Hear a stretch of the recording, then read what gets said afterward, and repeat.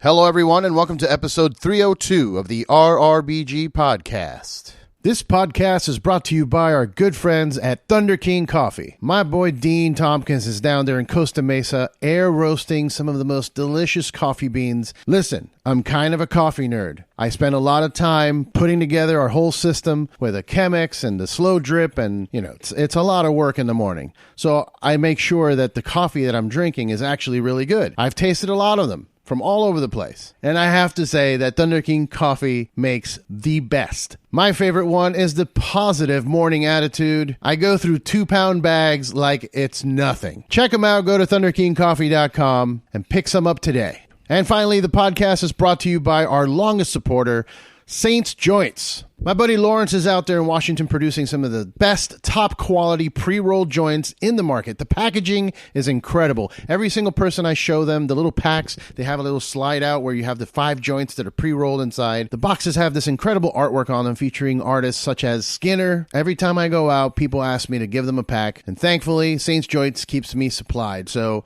check them out. Go to saintsjoints.com. Support independent businesses. In this episode, I talked to the homie Jordan Eberhardt of the Contortionist. Jordan and I have known each other for a few years, so we reminisce about a few stories from our past.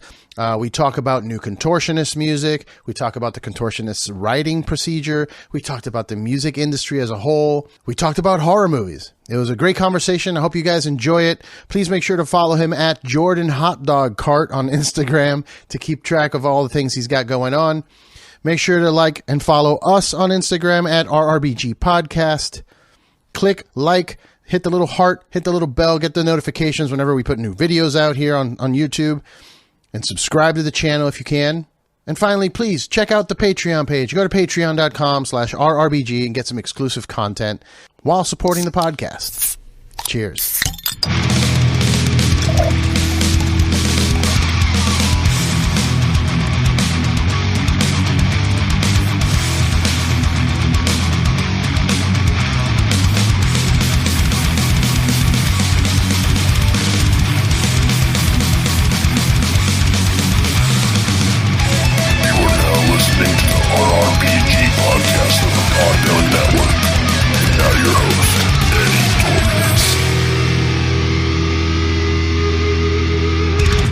Yo, what's good, homie? What's up, man? How you doing? Doing all right. Just getting through the rest of this year, trying to, We're almost I guess, there. end it with a bang. What big plans do you have to end it with a bang? You get married? No, although I am planning the wedding here. I'm engaged. So my wedding is... Congratulations. Thank you. Yeah, appreciate it. That was from earlier this year. So we're trying to get a really early start on it because we both have families that have to fly in from all over the world to be able to make it. So you have to kind of do this super in advance. Oh, yeah. Yeah. I lucked out that we got married during the pandemic. It's like, sorry, guys, there's no way. Yeah. Like, sorry, no party. We'll have one eventually. It's not we've been together for 11 years, so it's just kind of like, let's just get it out of the way. Mm-hmm. But I do love a good wedding. I love going to weddings. I like the open bar element. I like the hanging out and just having a good time, and everybody's celebrating love. It's a very fun time, I think. It is. Actually, a few years back, I used to bartend at weddings as a side gig, and it was a lot of fun because you're literally there controlling like the fun level of the party, trying to be as responsible as you can, but at the same time, it's like it's a wedding. People they're going with the intent of getting sloshed, so you gotta kind of walk that fine line, but definitely help them out as best you can. So it was fun. Yeah, I loved it. I loved bartending for sure. Nice. Well, I'm going to keep most of that in. Maybe not your wedding date. Yeah.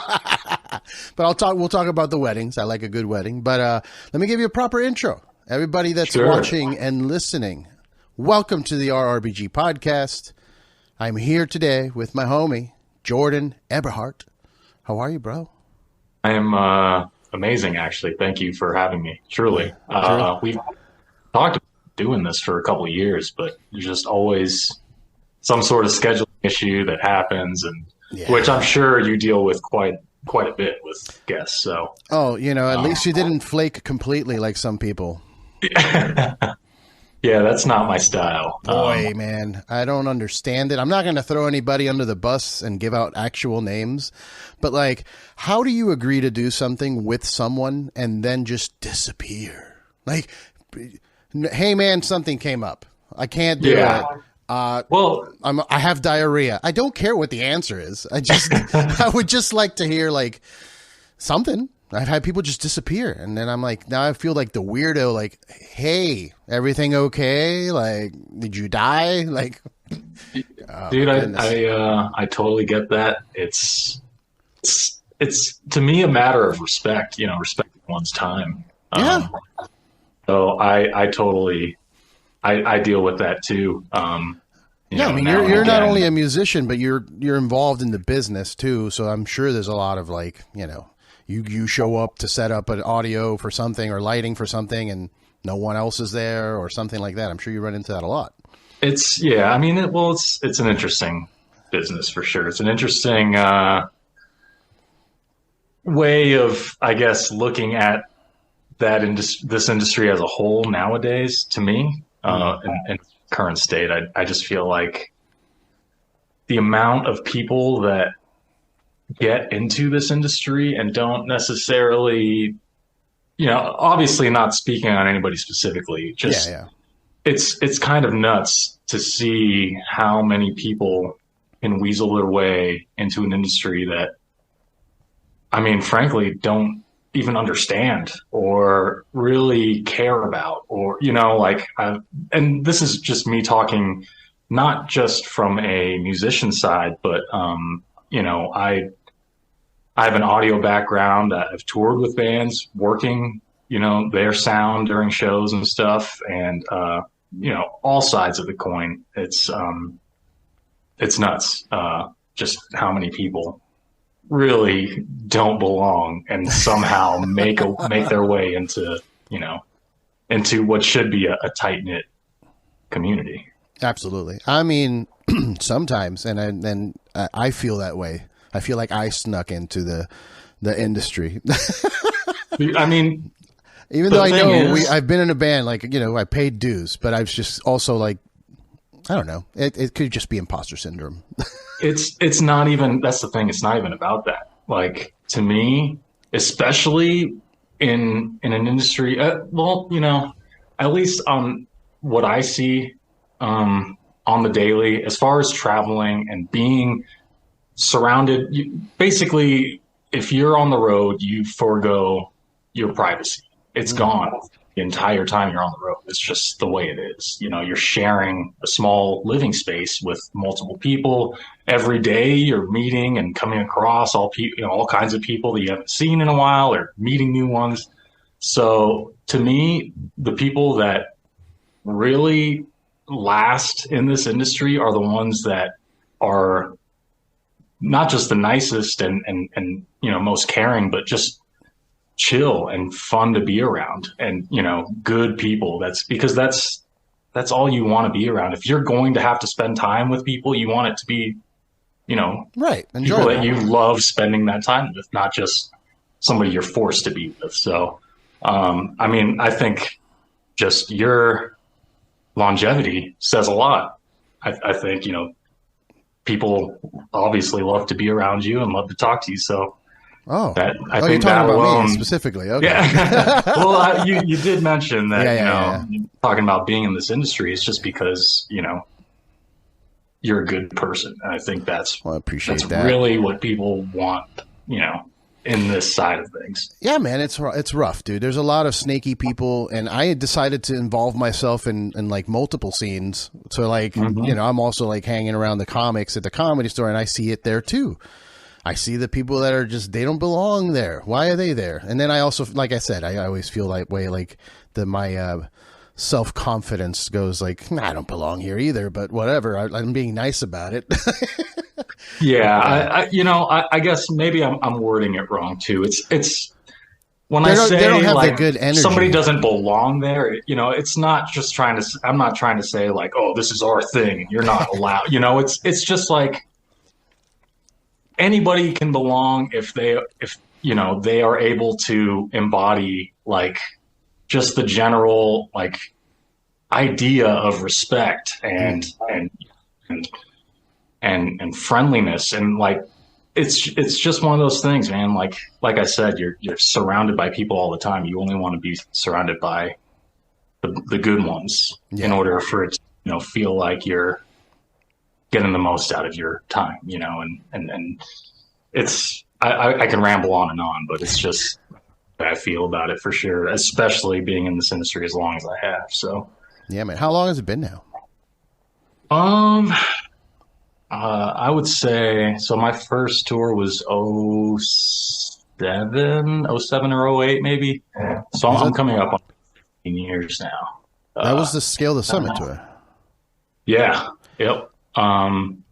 So, okay. I remember 08 was the first, it was kind of like our first real tour that we like booked ourselves, and we did we booked like 4 weeks, but we only ended up doing about 2 weeks. That was like our first real run, like on our own, us kind of calling the shots. But before that, in 07, we did maybe, I think, about 3 dates of the original Colors tour. That was great. And then we did a couple of regional dates with like the Faceless back in the day too, in 07. And so, while I wouldn't really consider those like full tours, I feel like that was our first taste of being in it. So yeah, dude, I know we've talked about it in the past, in person, but like we ended up, my band, we were on tour, and we went to a gig in Texas, I think it was. And when we got there, it was rubble. Like the venue didn't exist. And we were like, well, fuck, we got to play tonight. We got to do something. And we ended up getting on a bill that Scale the Summit was on. So I'm just wondering, it's around the same time frame. I'm wondering if you were there that for that show. It was a festival. I think I want to say it was FBI Fest or something like that. We've talked about this. We talked about like literally 2 months ago. Yeah, you were here and down the street from my apartment. I got to walk to you guys. Yeah, which is amazing. Yeah, dude. I think the venue was called FBI, from what I remember. This was in Houston. Right? Yeah. And yeah, it was like a progressive metal festival, like a small indoor kind of festival thing. Yeah. And I just remember when we showed up, there was the headlining band already loading their stuff onto the stage, and there was a drum riser provided. Yes, dude. By the venue. Massive riser. Well, that's the thing, that the venue provided a riser for them to use, but they also brought their own riser. So they stacked their riser on top of the riser that was already there. So it was a double riser, and basically because the riser took up most of the stage and they didn't want to strike the kit, everybody basically had to use that drum kit with the double bass, the 2 kick drums. Amazing. And the double riser. And I just remember all the drummers having to be 6 feet in the air. Dude, that was so insane. I remember that show so well because of that. Because I remember looking up at Billy, our drummer, was just like, what the fuck, dude? That's amazing. That's actually wild that you were there. Dude, we played that show. It was, we booked a tour, and when we got to the venue, and like, why wouldn't you just book us on that fest? It made so much more sense. We were a progressive metal band. Like, but no, we got to the venue, it was just demolished, and we were just, what the fuck? And so drove around, and we found that fest, and we talked to a bunch of people. I think I didn't talk to anybody. I was probably fucked up in the back of the van somewhere. But somebody got us that gig, and it ended up being great, man. That was a good show. And yeah. I know you were there, but I don't think we met there. We met. No, I don't think so. I think we met during a Human Abstract tour. Did we actually meet on that Human Abstract tour? Yeah, because I remember. Okay. See, it was like West Palm Beach or something, and we hung out after with Henry, and that was when I met. Because Henry's the homie, and he's the one that has kind of, I feel like, binded us. Oh yeah. I'm actually texting with him right now. We're gonna go see The Ocean tonight at 1720 in Los Angeles. Sick. Yeah. That's incredible. Yeah, that band is phenomenal. It's them and Catatonia. So I know that Catatonia is like Opeth's favorite band, from what I understand, and I've been a huge Opeth nut for the better part of 15 years, and I've still never checked out Catatonia. Dude, I'm not as deep into their catalog as I would like to be. I have like 6 Catatonia songs on my playlist that I really, really like. And I just have never gone in, like dug in. But I think after tonight I might have to, because I think once I see them live, I think it'll be the difference maker. And that's it's an interesting thing. Like to me, the live show experience, like you guys, you haven't really, your latest EP for the Contortionist came out in 2019 and you just toured right now, right? And it doesn't I didn't even think about that. I'm like, damn, it's been a couple of years. And it's like, no, I'm excited about watching you guys live. The live show really defines the band right now, I think. Yeah. Thank you. It's, to me, the one aspect that we still feel is our strongest when it comes to getting, our music out there for people. And it has nothing to do with, the albums themselves or anything like that. It's more so the fact that I feel like there's a certain energy captured live that, and I know most bands will say the same thing. It's just something about the energy live that it influences the way the material gets played as it's being played live. So that to me is still my favorite way of getting our music heard by, new fans and stuff like that. So I appreciate that. You've been touring consistently too. I mean, I've seen you guys with Between the Buried and Me, I believe, not too long ago. Am I crazy? Maybe that was a while ago. It was, now, post-COVID now. That's right. It's, what's crazy is I think since myself and Eric, we were the two, the new guys, we both joined at the same time in 2014. Since that point, all the way to the COVID outbreak, we were out 6, 7, 8, 9 months out of the year.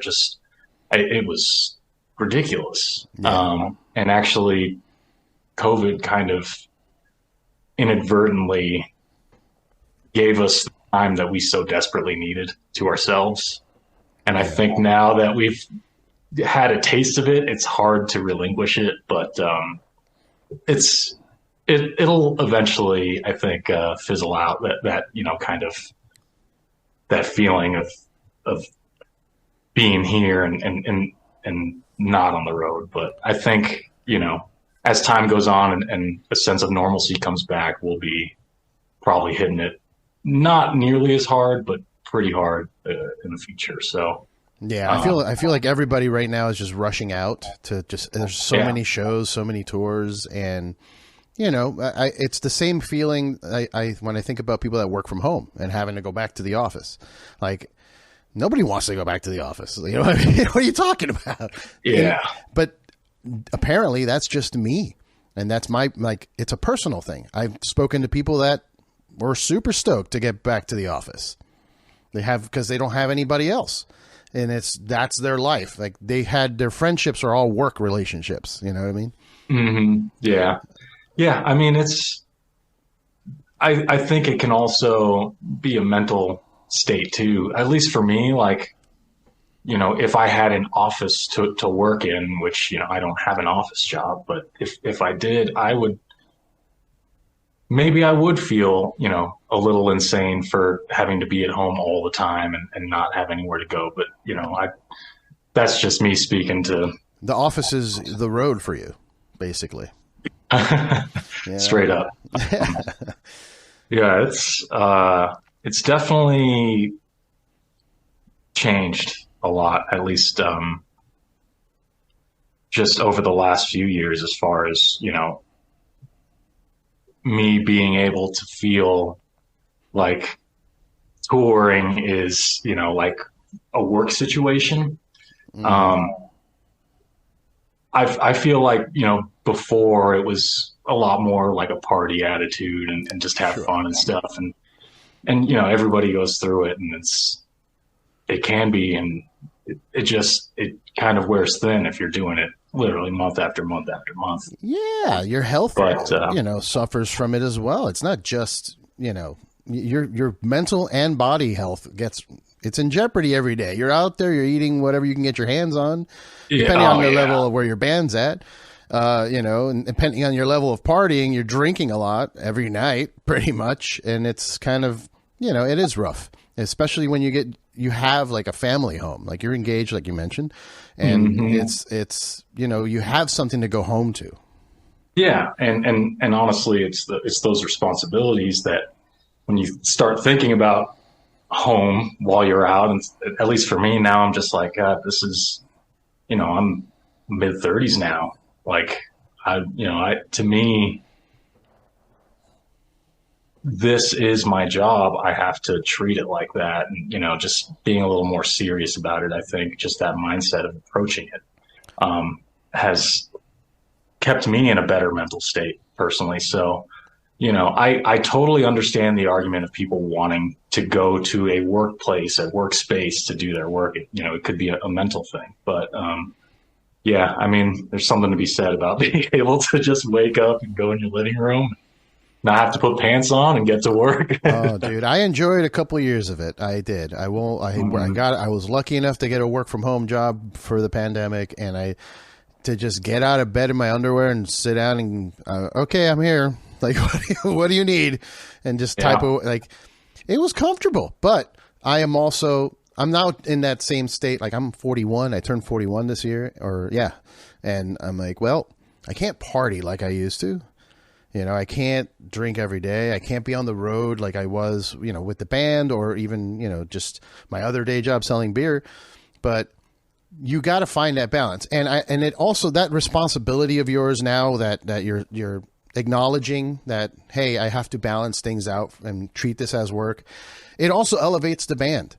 Because you guys are at I would say you're bigger now than you have been. And it's not just bigger in terms of fame or whatever, but the production that you're watching. You have a production now. You have really good lighting. You have there's the big logo in the back. Like, it's a show.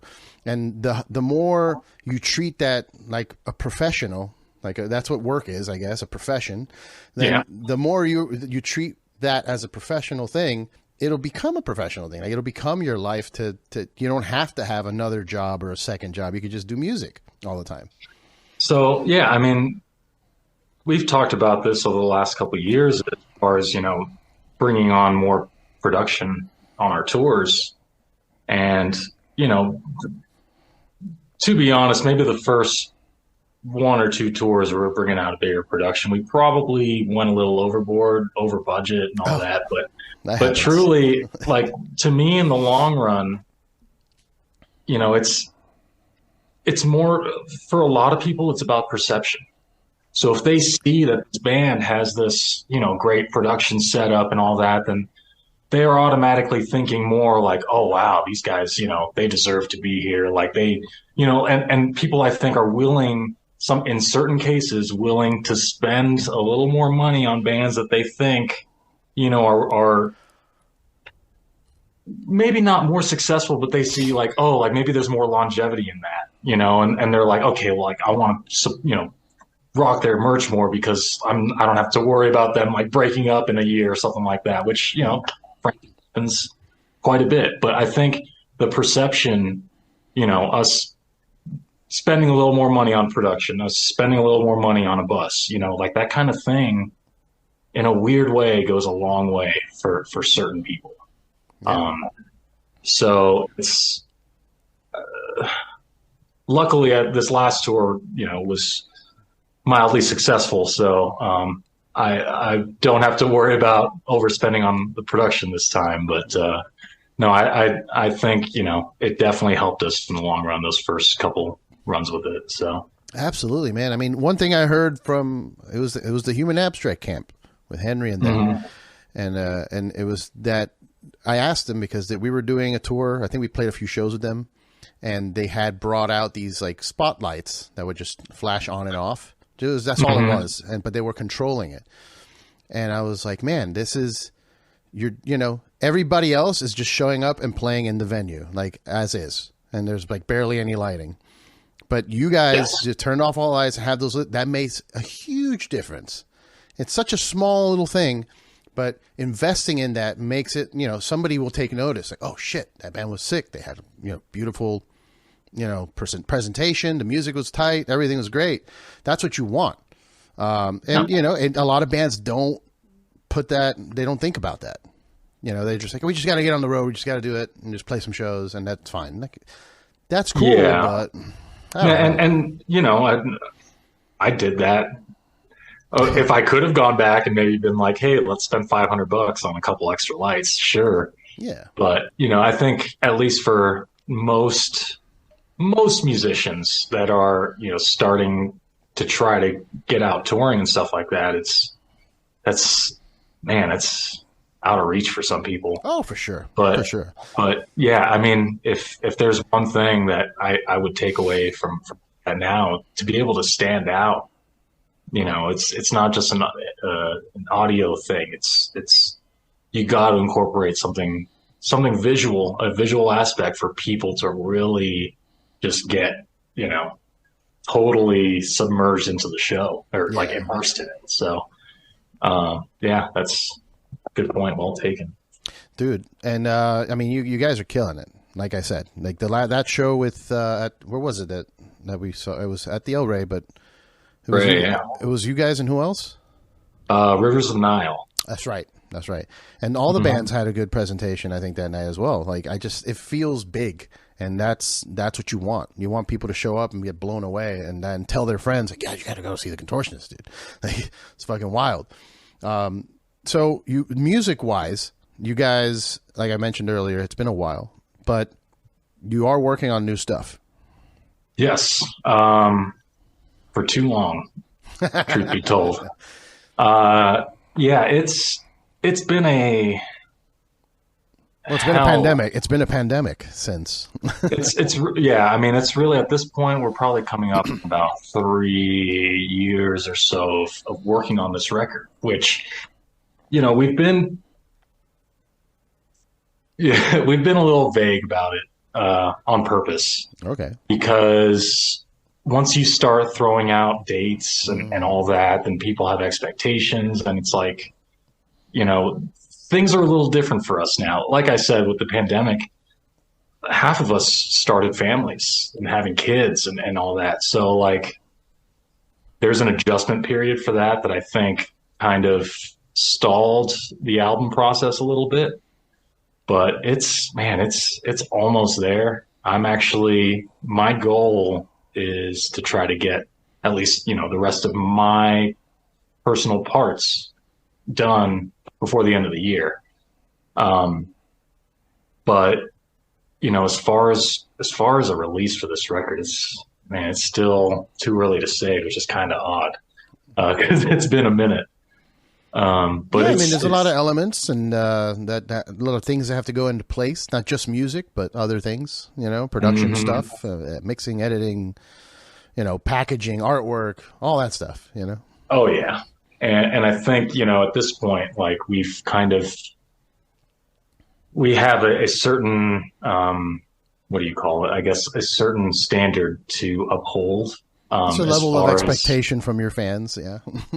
Yeah, no, absolutely. But not just the music, all aspects of the release. So, whether that's artwork or music videos or all that stuff, like it has to be done right, or else, not just the funny thing is when I talk about standard, it's like not even necessarily just the fans and all that. It's our standard we hold to ourselves that, yeah, absolutely. Which, you know, there have been things that we've done in the past where you're like, you know, it's not quite the standard that we prefer to have. And it's something that we always look back on like, God, why did we do that? You know, and it's just something that we don't want to happen anymore, especially when it comes to the music itself.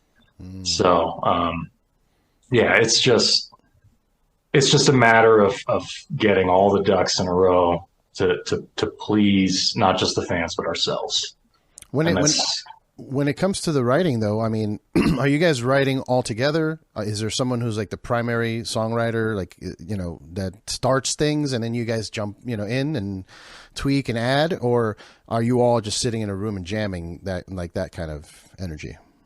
So currently, none of us live within, I mean, the two guys that live closest to each other live maybe about 50 or 75 miles away from each other. Ooh. And then the rest of us are just kind of in every corner of the country. So as far as writing in a room, that doesn't happen anymore, really. You know, what's funny is some of the stuff that we wrote in a room were some of my personal favorite stuff that we've done. But as the way we currently are spread out, it's just not possible. So we do pretty oftenly do Zoom sessions. So what's really cool is working on music as a band through Zoom couldn't be any easier as it is today. Like it's kind of nuts, like the type of technology that allows us to do these things, because now we can actually share each other's sessions online and be able to control each other's DAW sessions online. And, you know, maybe not jam together because there's a latency issue, but we're still able to, you know, talk about things and show each other, you know, the ideas or whatever. And then after that, we can kind of take it on our own, do what we want with it, or, you know, what we think we should with it, and then talk about it again the next week, and, you know, actually have a recorded idea for them and be like, so what do you think of this? And, you know, it's kind of interesting because literally 10 years ago that just, yeah, that's wild, dude. I mean, it's didn't great. Exist. It's great, but it's wild. Yeah. But, that's awesome, no, it's really cool. As far as the writing itself, I think, at least I can't speak prior to when Eric and I joined the band, but I feel like when we did, there was a sort of shift in that I felt like it maybe, like I said, I can't speak to how things were before, but I feel like things kind of opened up, like people were open to everybody's ideas. So for instance, like on this next record, you know, as it currently stands, I think Eric's got a couple songs submitted that are in the running for the record. You know, Cam's got a song, Robbie's got a song. So like, it's everybody comes to the table with ideas, and if the idea picks up steam amongst other people and they want to work on it, great. And that's just how it happens. You know, that isn't to say, like, for instance, that isn't to say that all of us, you know, are constantly submitting equal ideas, but right. It's what's really cool is that we each come from a place that is very different as far as musical backgrounds. So to be able to come from our space and come up with an idea and submit it to everybody. The thing that makes the Contortionist sound like the Contortionist is once everybody else starts working on that idea. It doesn't matter who came up with the original idea. What sounds like us is when everybody contributes to it. Yeah. So that to me is you know, is how we go about our writing process. It's once everybody gets their hands on it, that's how we sound like our identity. So, there's just there's no real standard way that we start writing music. It's just there is a standard way how we finish it. Okay. Is there like, so you were saying like once you finish, you determine what your sound is. So like, is there something that you keep in mind while you're writing so that it sounds contortionist? Like, what would you define that as? Like, what needs to be there for you to be like, yes, this is a contortionist song, not like something else? That's actually a really good question. So I would say probably maybe the number one thing is taking all aspects of an idea that might sound a little vanilla or stock, or, you know, just kind of a little too on the nose, or just something that's like, for instance, there's a note in this riff that just, you know, it makes the whole riff sound like every other, you know, metalcore band or whatever. Mm-hmm. The idea is, you know, we're very analytical about every note, every little note and beat that gets added into this record. We want to make sure stands on its own 2 feet as far as, you know, it's sticking out from the crowd. So when we're writing music, I mean, I don't know if you would even think of it this way, but like a lot of the stuff on Clairvoyant, while yes, there's a lot of, you know, verse chorus structures, which, you know, sounds like every other pop or standard rock band or whatever. I think what makes it our own is spending the little extra time to change the little details, like to make the music a little just that much more unpredictable. Okay. So like, for instance, a drum beat, a good example would be Absolve on Clairvoyant. Okay. It's got a very, you know, pretty standard beat. I think, what is it? Is it probably like a shuffle of some sort?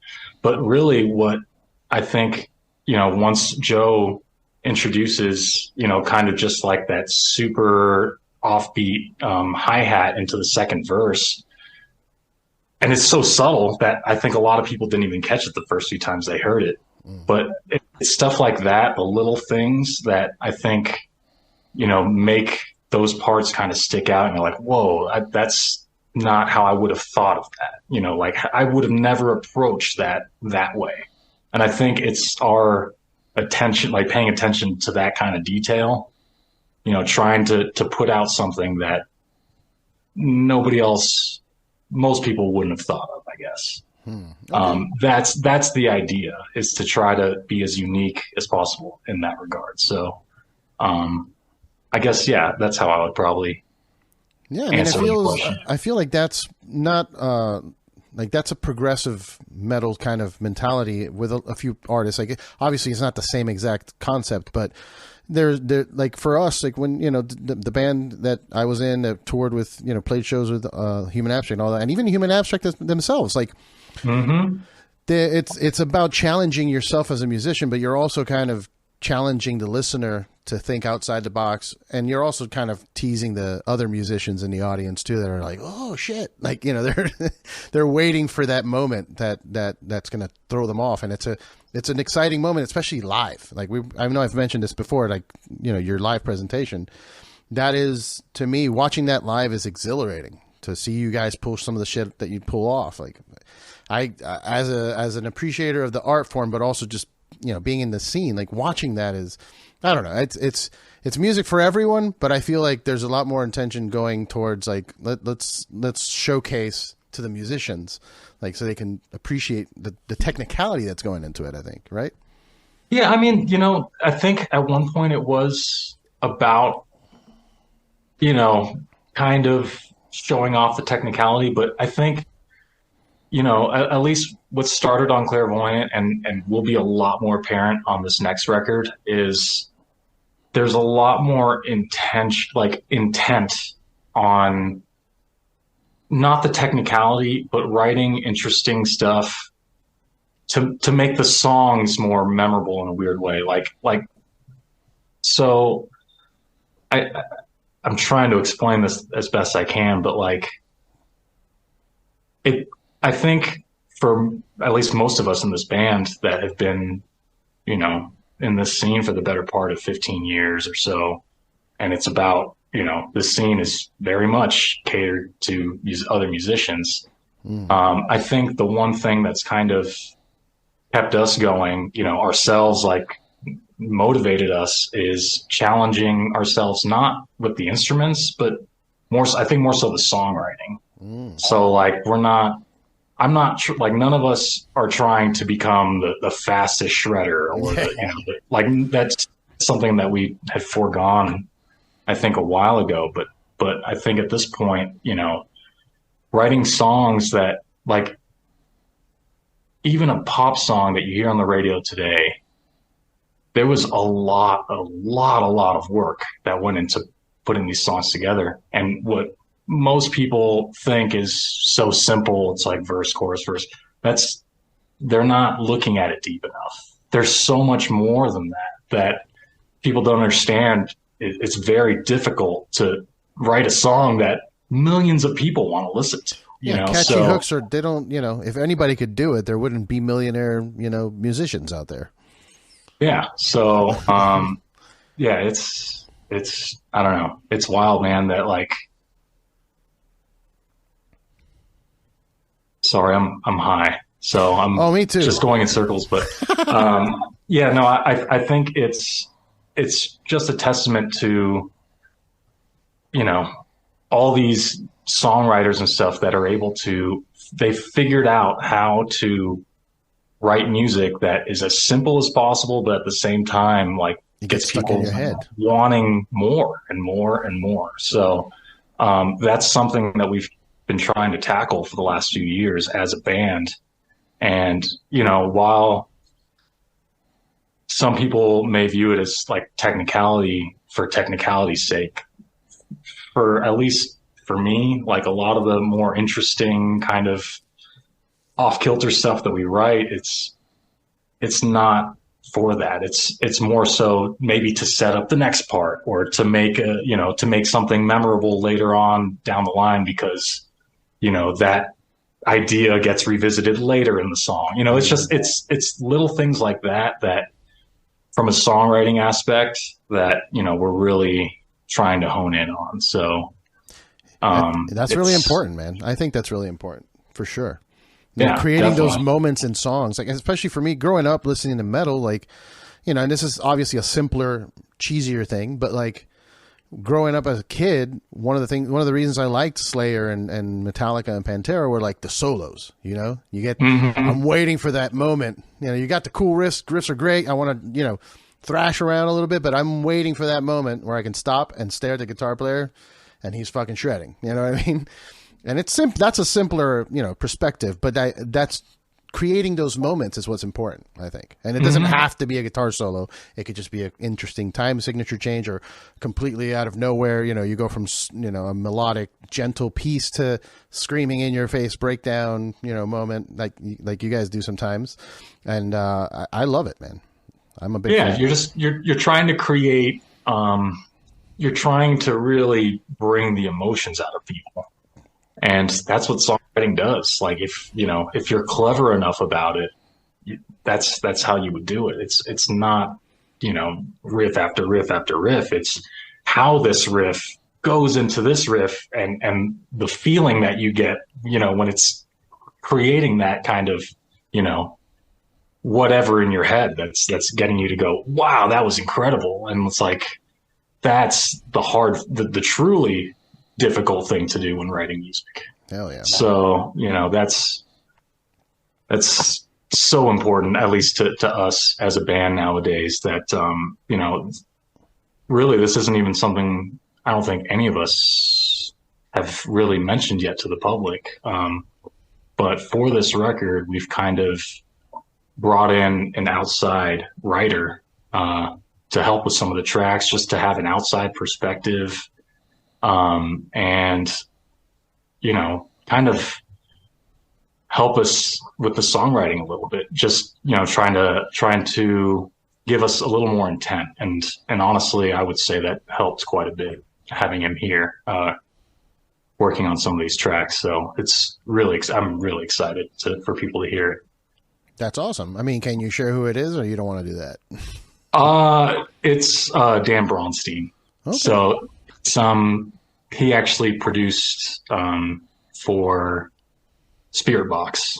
Nice. And co-wrote with them. So and they, I mean, I don't know if you saw, they just released their tour dates a couple days ago with Intervals and After the Burial. Yeah. That tour looks massive. I'm actually really excited to see that. Yeah, man. No, Spirit Box, figured it out, because I remember talking to them like right before, before they got signed, I think, or before the newest album came out, and it's Courtney. I was talking to Courtney, and I was like, hey, when are you gonna put your music on vinyl or something? I'd like to get your album on. She's like, oh, you don't understand, it's so hard. Like, I don't think it'll ever happen.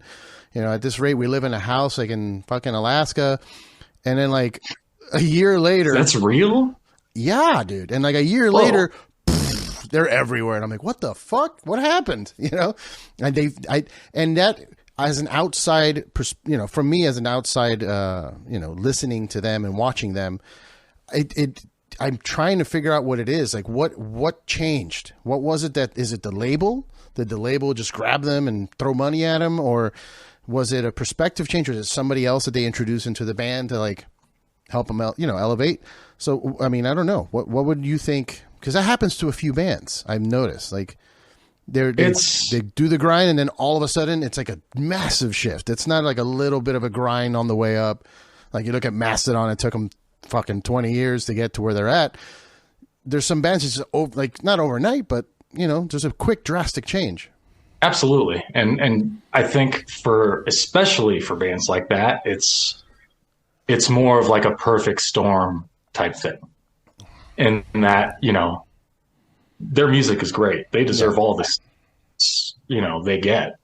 But then again, there's a ton of other bands that I think their music is just as great, but that doesn't happen to them, Mm-hmm. So it's a perfect storm of things. I would definitely say that, it's weird. There's like just a small handful of people in the active rock scene that control what the masses hear. A very small handful of people.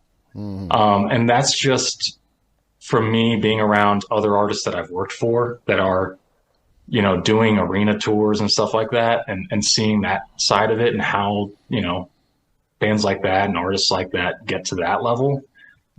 To get to that next level, it's very much so playing the cards right to a very select few people that have all the power. It's kind of nuts. But that's just the way it is. I mean, obviously, at the end of the day, if people aren't listening, then right, fuck, what good is that? But to at least even get their foot in the door, there's some people that are kind of pulling strings. Yeah. And, it's, to me, in my mind, it's very much like this old school archaic way of thinking.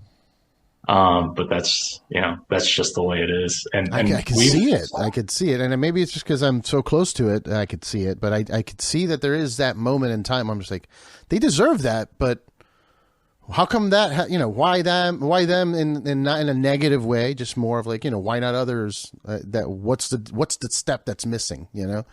Yeah. And actually, I have no idea. I don't know anybody in Spirit Box.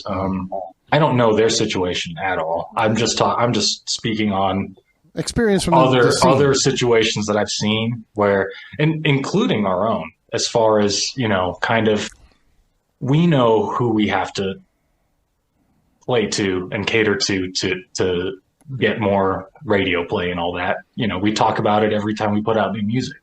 Mm-hmm. So it's definitely just one of those things that, if if there's, you know, that group of people that are just like thinking like, oh, you know, maybe that's not the sound that we want to put on the radio right now. It's just not going to happen. There's, you know, they're not going to force anything in there just to play, you know, to cater to relationships or whatever. It's really about, you know, keeping their, they have a reputation to uphold. So they're very selective, and they have, you know, and it's not just radio, by the way. You know, it's also like social media and Spotify and, you know, the ads you get and the Facebook ads you get and all that stuff. At least from the active rock scene that I've seen. I this isn't speaking to like pop music or you know, that's way everybody knows pop is all manipulated. I mean it's really just the active rock scene right now. It's very, oh man, it's crazy. It's just like this funnel that, you know, this giant funnel that everybody it just whittles down eventually to this small little opening at the bottom where few bands actually kind of fall through, and everybody else is kind of just stuck in the middle trying to push and get further. But you know, I mean, it should be the other way around. It should be the other way around. It should be the cream rises to the top. No, like what? Well, yeah, I get, that's probably the better analogy. But no, because it is kind of like a funnel, like you're saying, and it shouldn't. I don't think it should be that way. It should be more of a cream rises to the top. I'm saying I think it's two different things that are happening. But well, maybe we're getting too conspiratorial. If you were to like, if you were to do a project outside of the Contortionist to kind of follow that path, you know, to go more commercial, like what would you want to do? Because, you know, you see dudes in hardcore bands starting like electronic projects. Like, is that something you would do, or would you be more into, I don't know, acoustic stuff, maybe a folky type of vibe? So you're asking if I wanted to personally become more commercial? Yes. What genre would you aim at? Man, can we get a rap album from you? Nobody wants to hear that, I promise. You know, funny enough, I may have thought about that once down the line. A rap just album? Being like, you know what? I'm just going to screw progressive music. I'm just going to start a band, CKY, and just write, you know, like bluesy, fun riffs and catchy, and just it be rock and roll, and it be rock and roll done right. You know, like most bands nowadays, and while I totally understand it, we're the same way. Most bands need, you know, laptops and all, like MIDI running and all this stuff to play a show. I would love to be in a rock and roll band, just plugged and played, just like how we used to. You know, you literally just set up your amp, just plug in, and that's it. And, you know, the drummer plays to whatever tempo that he knows, like the tempo in his head. Nice. And that's just such a lost art to me. Are there any bands that you know of that are doing that? That are doing it for you? I don't even know if I could think of one. I mean, like the closest I could think of is like the dudes from Queens of the Stone Age or something, maybe. Like one of their projects. I don't know. Yeah, I mean, maybe one of their smaller projects. But like, to me, you know, if you're Queens of the Stone Age and you're playing shows at that level, you have all kinds of things to make sure that, you know, you don't mess, you know, like, while the theory of plugging and playing should be simple, there's so much more that goes into shows that big. So I guess it's not that simple, but I would think that a band that's Queens of the Stone Age size probably has maybe like 7 or 8 redundant computer systems set up running their production, you know, just like a ridiculous amount of gear that's they got screens now and video as well and all that. So that's all timed and programmed and everything. Mm-hmm. Yeah. I have not followed that band over the last couple of years, to be honest, but yeah, I saw them for I've only seen them once, and it was in Miami, like like forever ago, but it had been years since they had existed. So they mentioned, they're like, we've never played Miami. This is the first time here. And it was like 15, 20 years since they've been a band or whatever. And that was the only time I've seen them live. And that was like I said, screens. And it was all timed perfectly with the songs. You know, whenever there's a pause, the screens go black and come back at the right moment. Yeah. That's all computers for sure. That's not plug and play. Yeah, no. If it was that simple, everybody would be doing it. Jeez. No, but funny enough, you mentioned, you know, them talking about their first time in Miami.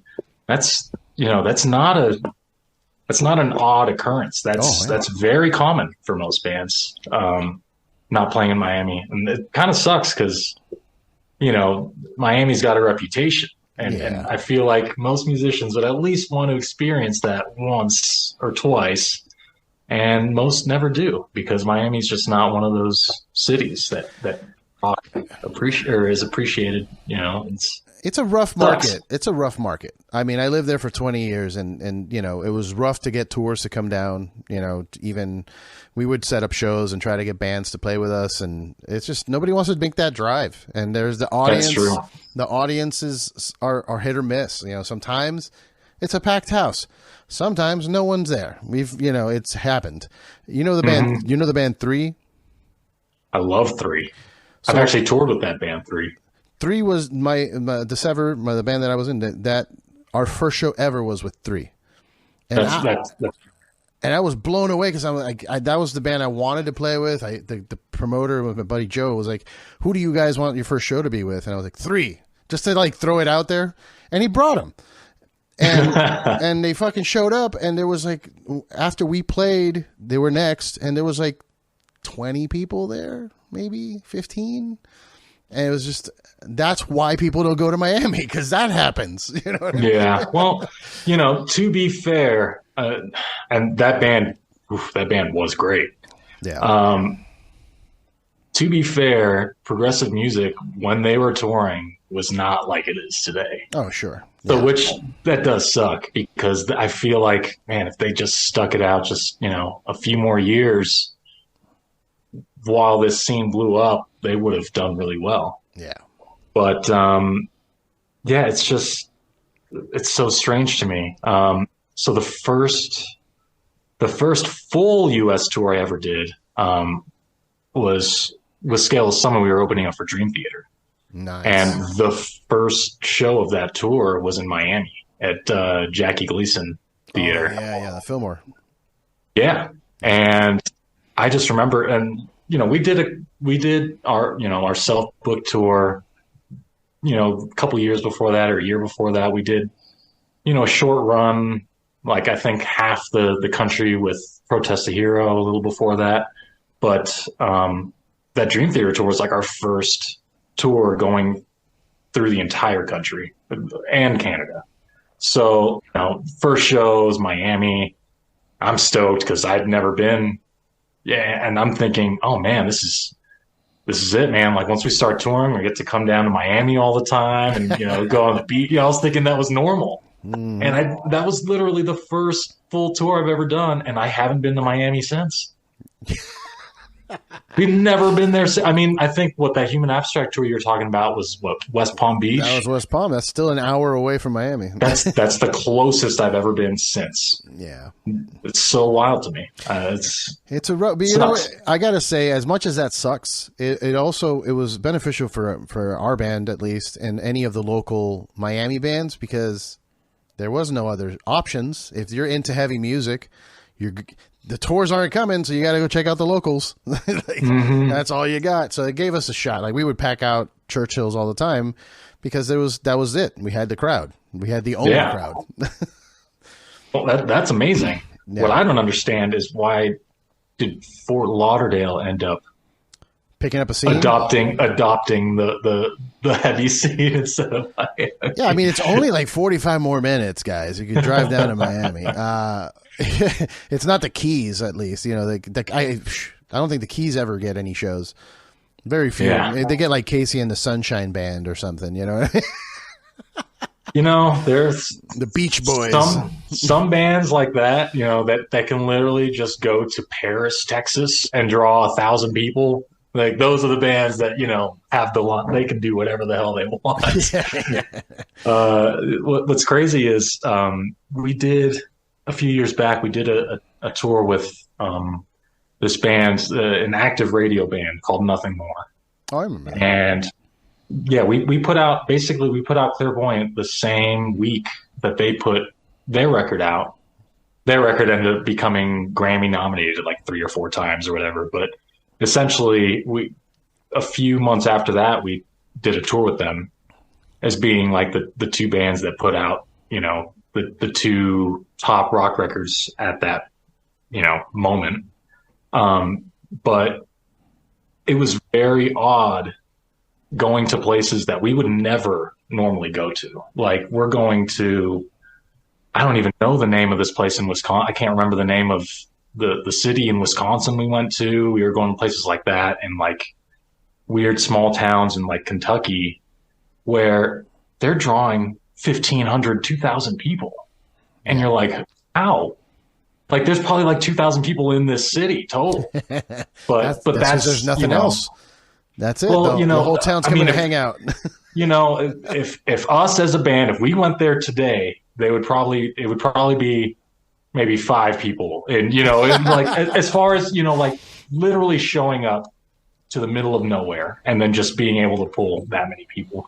That's something that, once you're at the next level, that's to me what determines the next level.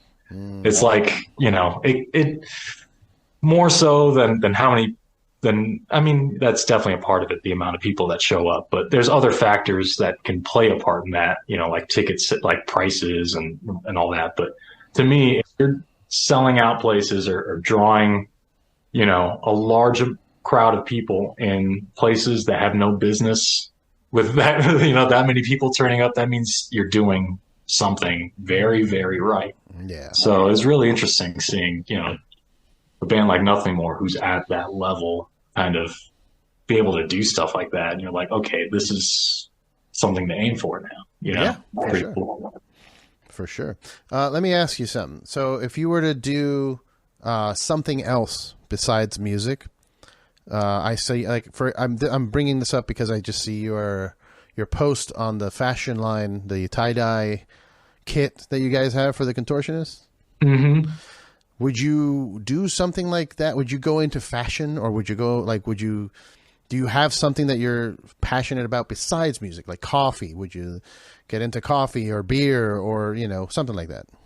But funny enough, I only got into coffee semi-recently after I quit cigarettes, and I love the coffee culture. But no, I mean, honestly, so right now, I've been, at least the last couple of years, have really been kind of going headfirst into photography. Specifically, I've been doing a lot of real estate photography. But as far as, well, definitely it's become a passion of mine, and it's what I do when I'm home, when I'm not working on music. Okay. But if I had to, and this all spawned from the fact that COVID canceled live entertainment and I had to do something. Right.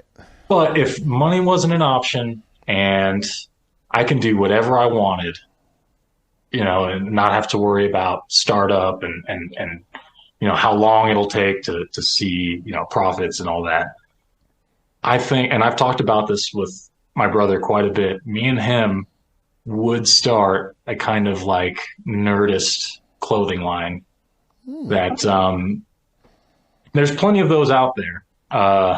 But, like catering to like different like pop culture stuff, like specifically, horror movie stuff. And I know you're into wrestling. My brother is a massive wrestling fan. I was growing up, not so much anymore, but just like pop culture, and he is still very much heavily invested in that Nerdist pop culture type thing. Okay. And, and I still find myself, I may not like to admit it all the time, but I'm very much into it too. So I think, me and him, we would have a blast coming up with concepts of basically mashing up two or three different universes into, one kind of piece of artwork, or even use for instance, another idea that I had that, came from a shirt that I own that I know most people who follow me on social media have seen. I have like this yellow Mars Attacks shirt that's very, very loud and like, kind of like splatter looking. And it almost looks like a death metal, artwork type thing. That's what I would do, is like, maybe like some horror movie artwork that's like done by like death metal artists, like as far as like visual artists. That's like a part of it, but basically just clothing line that kind of references a ton of different, like Marvel, horror, whatever, nerd, universes, and just mashing them up into, whatever. I've actually got numerous tattoos that do that too. So. Nice. Yeah, that's cool, man. There's a bunch of, there's conventions around that kind of, not around that kind of thing, but like Designer Con, you see a lot of stuff like that happen with toys or whatever. So yeah, that's pretty cool, man. I like that idea. I mean, I follow a couple pages that not do similar things, but do mashups or just weird shirts that aren't your standard like band tee or whatever movie tee. Absolutely. It's definitely a culture that I enjoy. So that's cool. Yeah. So my brother actually, he works for a company called Entertainment Earth. Oh, I know them. I've bought a few toys from them. Yep. You might have maybe talked to him on the phone or something at some point, but you probably just did it online.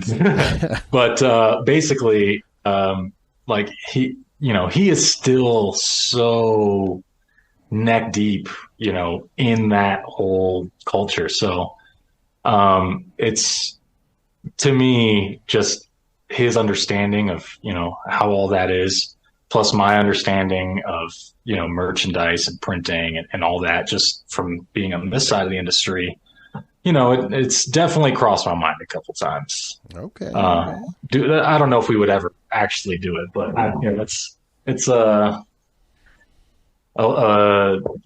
potential passion project. Yeah, maybe you could say that. Who knows if something will ever come of that, but it would be fun for sure.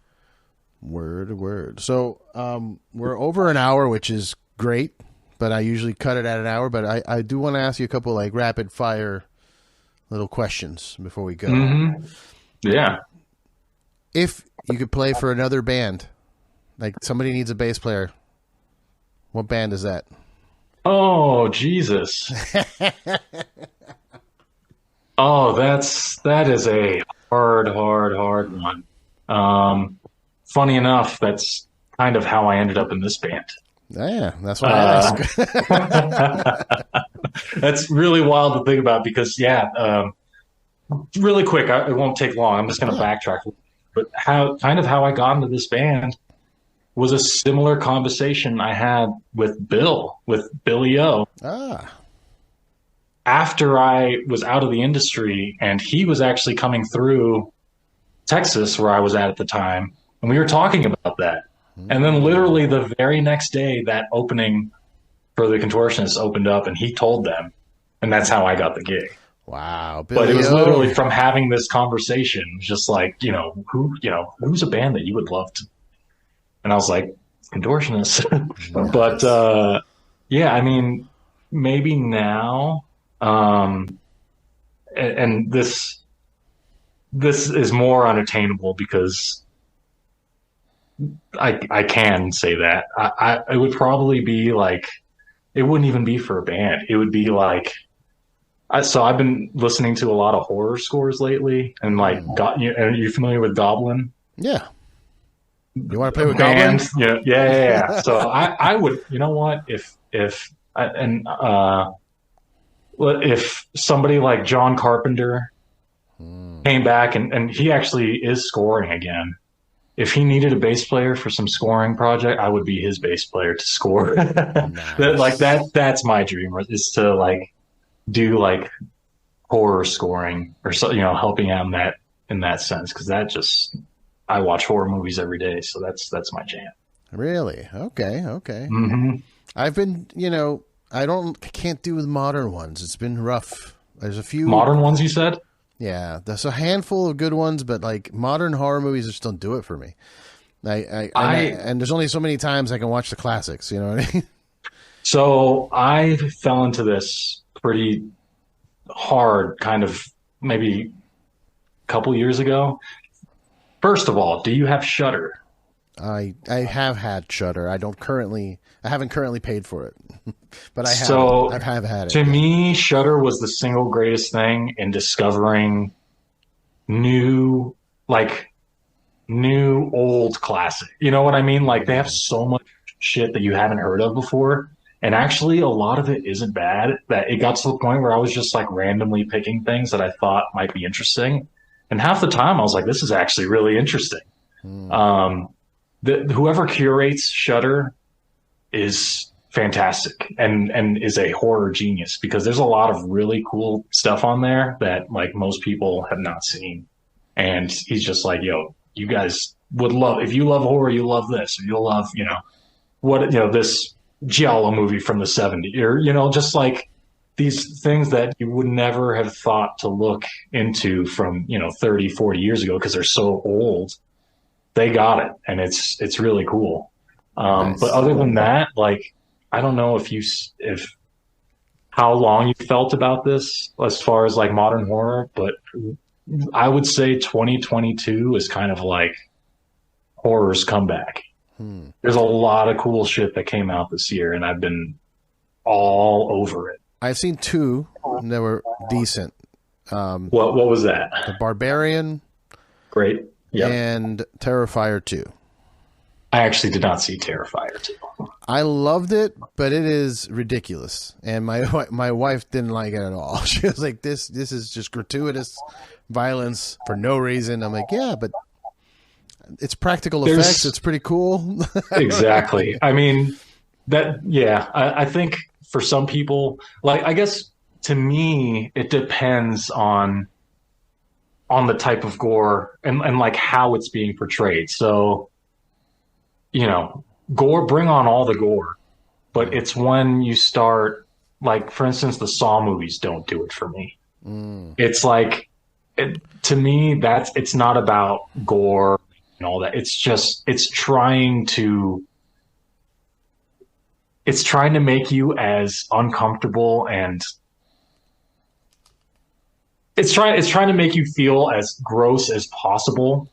Yeah. The Saw movies. Yeah. And that's not my thing personally. But like more traditional gore and like body horror stuff like that, I love that kind of stuff, So I don't even know. I don't think I've seen the first Terrifier. So I didn't see the first one. I jumped into the second one. I'm going to go back and watch the first one now because the second one was great. But I jumped into the second one because I saw Chris Jericho was in it, and I'm a wrestling fan, so I was like, all right, I'll go see what's up. And then I was surprised. I was like, wow, this is great. Also, there's that kid that does the interviews. You've seen that little kid that interviews bands? It's like little punk kid, punk rock. I'm not calling him a punk. Little punk rock kid that would interview bands. Little thick glasses, little tiny kid. He's growing up now, but he's in the movie. Elliot Fullman is his name. I think is the interviewee kid. But where does this guy live? I don't know. L.A. probably? No, not L.A. I don't think so.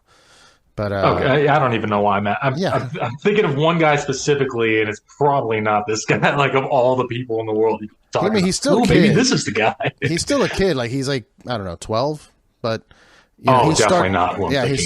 He started interviewing bands when he was like 8 or 7 or something. Wow, tiny little kid, like interviewing Papa from Ghost or something. Like that kind of thing, which was cute. I liked it. For what it is, but he's in the movie, and I don't know. It's like I said, it's ridiculous. It's a clown going around killing people and in the most obscene ways possible.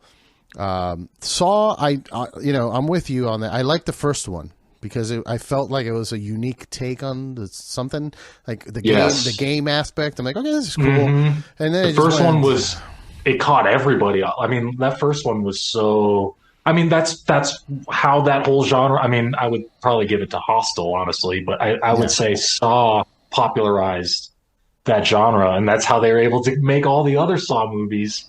But then, I understand. Like that first one was, they got everybody because they weren't expecting it. But then when you started making all the other movies the same way, it's like it lost its kind of. It definitely lost it, man. I mean, it's also like, have you seen Cube? Yes, I own Cube. Cube is one of those, like the first one, out of this world. And then they made the second one. I was kind of like, okay. And I think they even made a third one. I was just like, I'm not even going to watch that. I'm not going there. I can't do it. No, I haven't seen any of the Cube sequels. But I will say, have you seen either X or Pearl? No. Two other movies that came out this year. They're done by this director, T. West, who's been making horror movies for at least a decade. They were all pretty low budget, and some of them did better than others. But there was one he put out a few years back called House of the Devil that it was a very slow burning movie, but the payoff was great. I was like, I'm going to pay attention to this guy, and he put out 2 movies this year, and they're actually, one is X, that's the first one he put out, and then he put out Pearl, which is the prequel to X. You know what? I've heard of these. I haven't seen them though. Yeah, they're basically odes to 70s and 80s slasher movies. At least the first one is X. It's straight up like, the movie could have been made in 82. Okay. And then Pearl, what's really cool about that is I feel like he goes maybe even a little further back. It's got like a very 30s or 40s feel to it, as far as like the filmmaking style. I think the piece is like the time period for the movie is like early 1900s, but like the style of movie feels, like a 40s or 50s movie. Okay. So what's really cool is that he's making these movies that are, they're odes to those very specific, periods of time and those styles of movies that were being made, but it's very much his own take on it. And it's really cool to kind of like see a slasher, made in 2022, but feels like, 81, like it's like you're excited all over again for like the slashers genre. Okay. And I'll watch it. Definitely. Mia Goth is who stars in it. If you know who she is, she's incredible. She really kind of makes both of those movies great. Okay. But yeah, those came out. There was another movie. I think it's on Paramount Plus. If you have that, is it Smile? I just saw that last week. Have you seen that one? I saw the interesting marketing. one. I saw the marketing behind it was pretty wild. I don't know if you saw that. I didn't. No, I only heard about it through social media. I was like, I'll watch it. They started sending people to baseball games wearing a shirt that said "Smile," and they were just like super creepy, just standing. Everybody's sitting and they're just standing there smiling the whole time, and they can't like right behind the base, like home base. So that it's on camera the whole time. Oh my God. For the entire game? Like for the majority of the game. It was wild. And that caught my attention. I'm like, all right, that's pretty cool. That's some interesting marketing for a movie. Yeah. No, it's really, really well done. For me, I literally have a horror movie on. It's right behind me. I think that I had a Giallo movie on just now, but there's always a horror movie playing in my house every day. And the aesthetic in your house doesn't appear so. Well, because a lady lives here too, so it's a. I'm like, it looks very nice and it's Christmassy, but horror all the time. Yeah, no, it's a little odd, but no, I mean, it's truly, I can't remember what I was. I was saying you play it every day. It's like a passion of yours. Yeah, but where I was going with that, I was talking about, just like there's not very many horror movies that will actually scare me, like scare me nowadays. Mm-hmm. But like if you're a horror aficionado or a horror movie fan, like most of them won't. You know, it's not what it's about. You know, it's about how the movie is made and kind of like. Yes, there are going to be moments where I'll get scared and be like, that was great. You know, this guy did such a great job of doing that. But like, I also appreciate, there's so much more that I appreciate about, you know, the horror genre than just like jump scares, whatever that, you know, while I don't think, I wouldn't even say Pearl or X have a lot of like jump scares or would probably like really scare you or something. I just think they're badass. You know, if you're a horror fan and like you'll think it's badass. Okay. So same with Smile. I just thought it was really well done. Like there was probably like one or two jump scares that I was like, oh wow, that was really good. But overall, like you're just like, oh, that was really cool. So definitely recommend those three if you haven't seen those yet. And I'm sure there's more, but for another time, I guess. I'll check those three out for sure, though, man. I'm always looking for new movies. I'm a big, you know, a big movie buff, and you know, I try not to limit it, but I've been doing seasons now. So like Christmas time, we watch a bunch of Christmas style movies, and Halloween we watch the horror movies. But you know, it's again, we run out of things to watch because like every year we watch National Lampoon's Christmas Vacation. It's gonna get you know, a little dry at some point. How about we try Die Hard this year? You know? Mine is Scrooged. Oh, Scrooged is my Christmas movie. Yeah, that's in the rotation for us now. Good. Yeah, Scrooge is in rotation. But yeah, for Halloween, this Halloween that just passed, I'm like, I want to watch two new ones that we've never, and I've heard good things of. So that's good. I'm glad it's coming back. I was a fan of the older stuff, and I just all those remakes they made, like the Texas Chainsaw remakes and the Freddy remake, all that shit was so terrible. That just kind of put me off completely. You know, that's a totally that's a totally valid thing for sure. To me, I don't care necessarily about the remakes and revisiting, you know, that kind of thing. Like if you're going to revisit something, like do it with your own, you know, your own balls attached to it, you know, like make it your own. Because I don't want to see the same movie over and over. Yeah. So like that's why, like another reason why I say horror is coming back is because you know, everybody talks about big one, Mike Flanagan, if you know who that is. I've heard the name, yeah. Yeah, a filmmaker that did like The Haunting of Bly Manor, Haunting of Hill House. He did what's that? Oh, Midnight Mass, which is great. I don't know if you saw Midnight Mass. No, I did not. I heard about it. It's a mini series on Netflix. Yeah. Oh, it is so good. It's incredible. It's got a Stephen King feel to it, but like I said, like he attaches his own kind of flavor to it that it feels like Stephen King, but like a new take on it, and it's really cool. But like, you know, you got filmmakers like that and Ari Aster who did, you know, Midsummer and did Hereditary, like people like that, and Jordan Peele, like they're bringing horror back coolest way.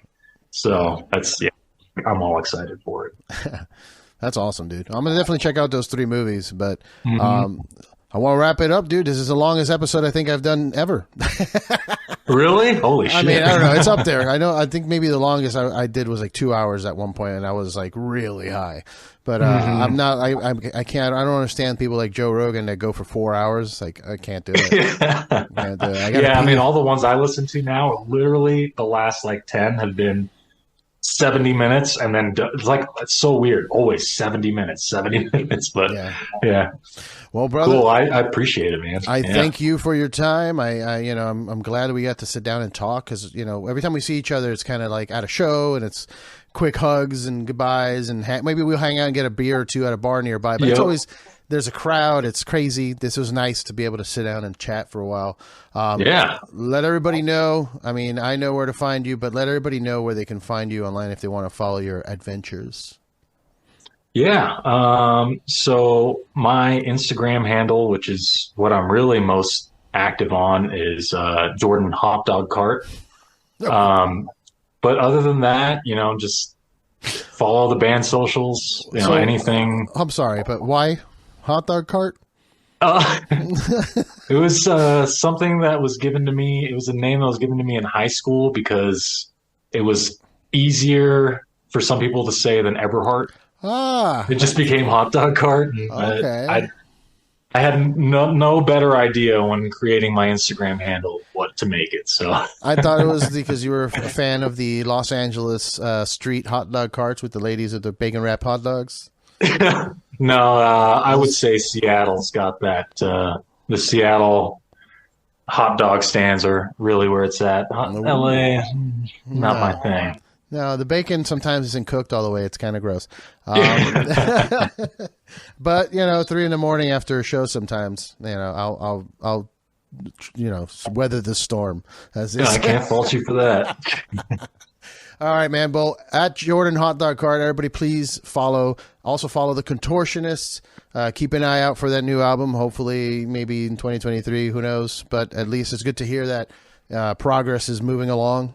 And hopefully we'll get that soon.